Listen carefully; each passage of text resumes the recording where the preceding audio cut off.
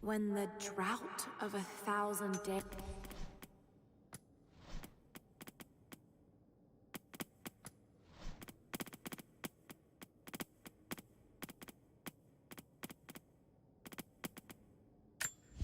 We celebrate the miracles of the Prophet of Constantinople.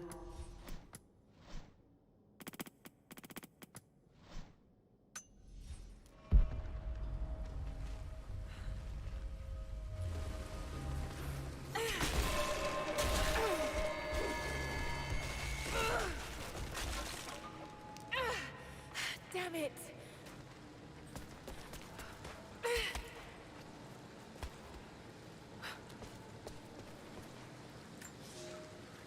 He's passed through the lands of the Rus.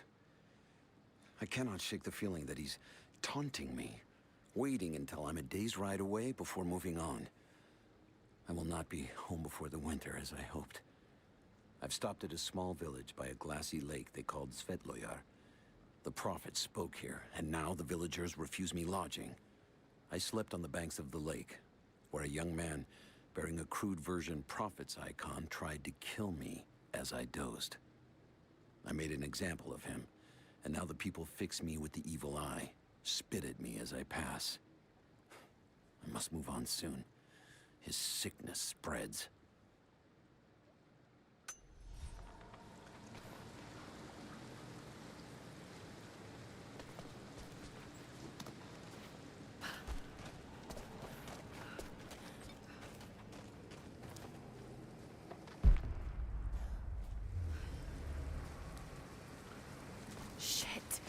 That's gonna be cold.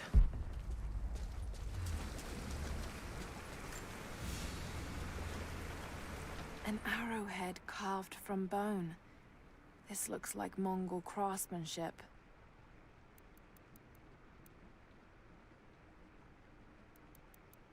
This was a whistling arrow. Mongol archers would fire these over their enemies to frighten and confuse them.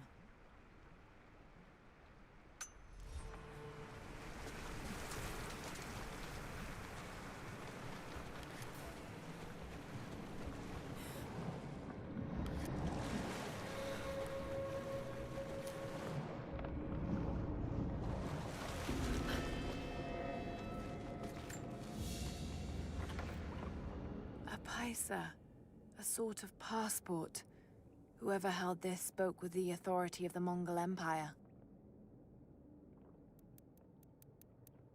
It reads, "By the power of eternal heaven and order of the Empire, whoever does not show respect will be guilty of an offense."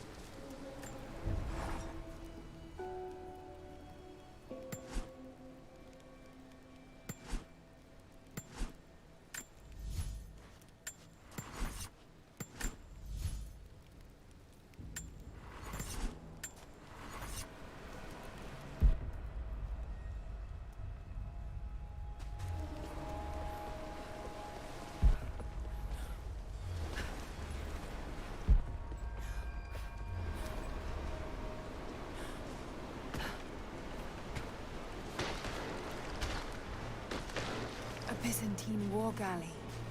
How the hell did it get down here?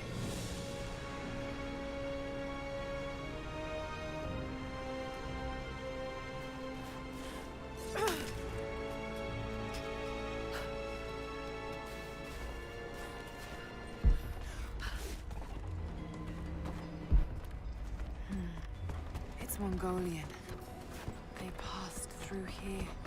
I must be close to the lost city.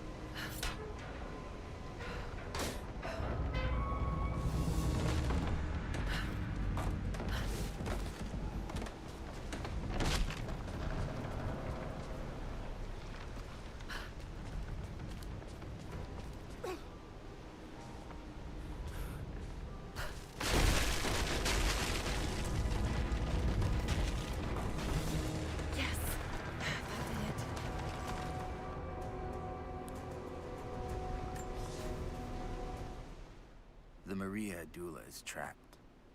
The ice gave way. Her spine snapped in two. No matter. While I hope to wield her cannons against the false prophet, we will continue on foot. I have 6 of the Order of Trinity's best, and we have been stockpiling food and supplies while the sailors starved. They do not know it yet, but they will give their life for the cause. My men and I will find our way out of these icy caves and continue on foot. Before the ship was swallowed by the ice to the south, we heard music. That will be our first stop. But first I must rest. The cold has sunk into my bones, and I am drowsy. Just a little sleep.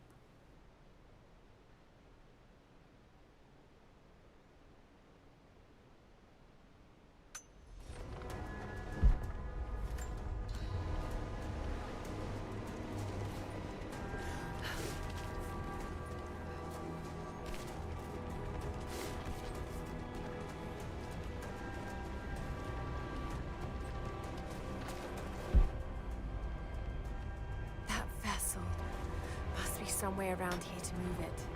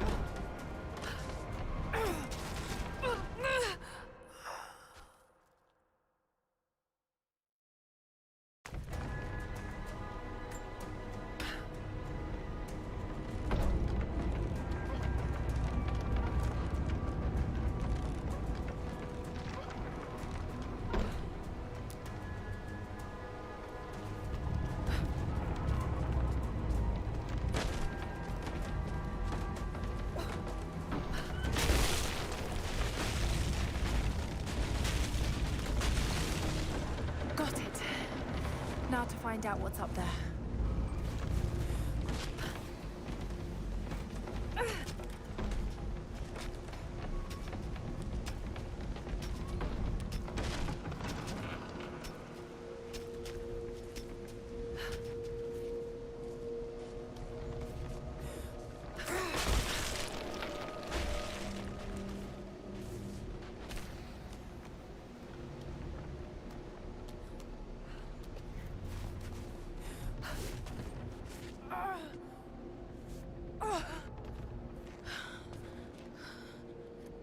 Look at all this. Why were they carrying so much wealth with them?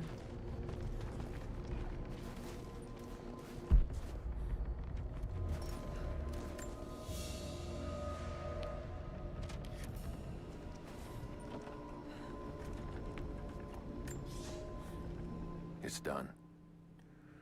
We'll die here, thanks to Coraldus and the madness of the Order of Trinity.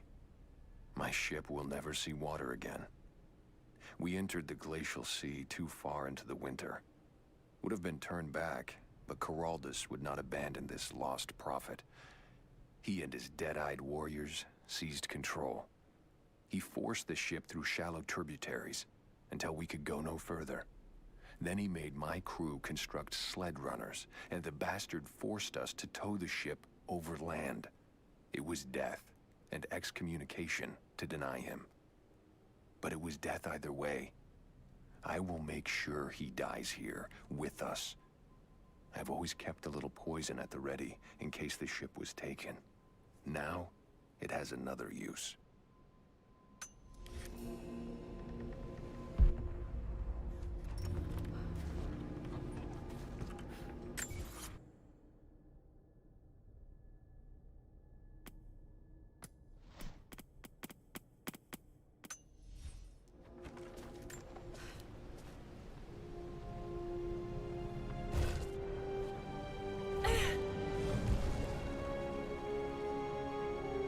This codex details the archery techniques of the foes of the Byzantine Empire.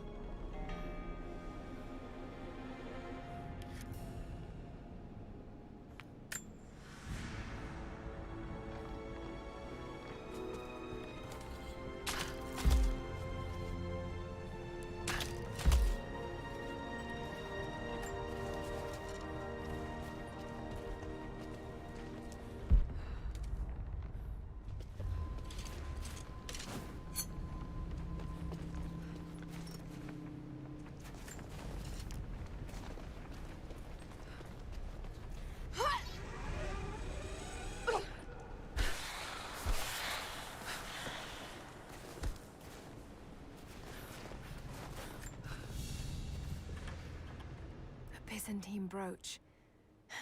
The enamel work is beautiful.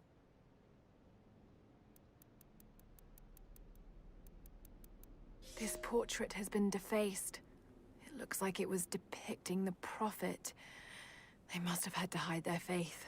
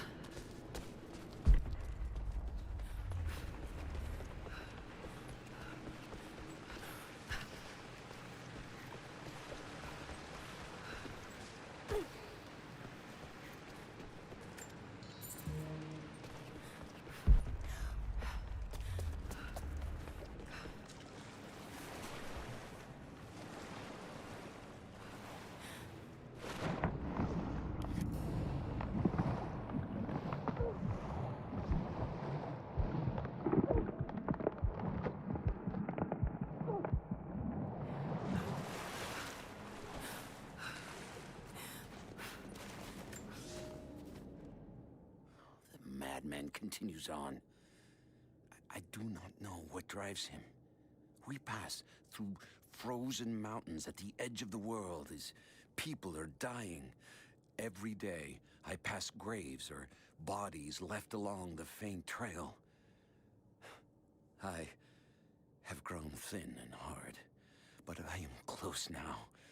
My horse is dead. The mare that had been with me since the campaigns against the Bulgars. I butchered her and carried the meat on my back. But I am so close. I can hear them singing just over the ridge. A joyous sound on the wind. Our prophet will be dead within the week. And I will return to the Order of Trinity, triumphant. Just one more day, and I will be upon him.